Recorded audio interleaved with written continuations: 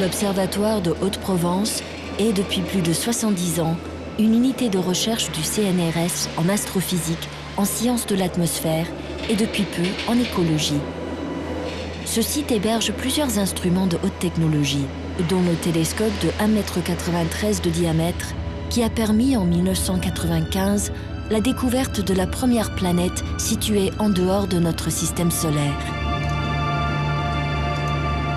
Les grandes questions scientifiques abordées à l'Observatoire concernent donc principalement la recherche des planètes extrasolaires.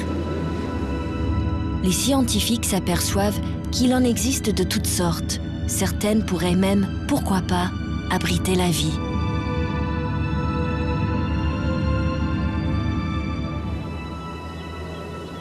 Les astronomes se sont évidemment toujours intéressés à la qualité du ciel.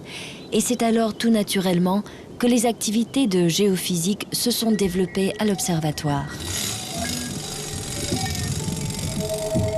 Dans les années 80, cette station de géophysique a même servi de modèle à la constitution du premier réseau international de la surveillance de l'atmosphère. Que ce soit pour surveiller le retour à une situation normale de la couche d'ozone ou pour repérer les mécanismes qui participent au réchauffement climatique, les scientifiques de l'Observatoire continuent à suivre de très près la composition de l'atmosphère.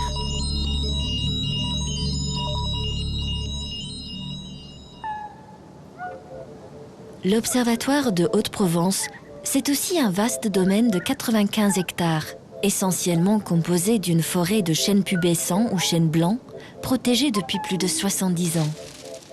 L'objectif des chercheurs est de mettre en place un réseau d'appareils de mesure automatique de différents paramètres, comme la température, l'humidité ou l'émission de composés organiques volatiles.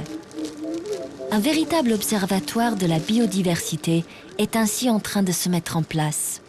Il permettra aux scientifiques de mieux appréhender le fonctionnement des écosystèmes méditerranéens, notamment dans le contexte actuel de l'évolution brutale du climat.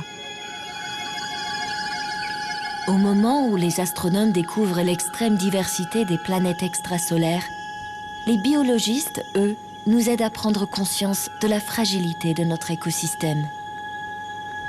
La vie, telle qu'ils nous la décrivent, est-elle un phénomène unique dans l'univers ? Pourrons-nous un jour répondre à cette question ?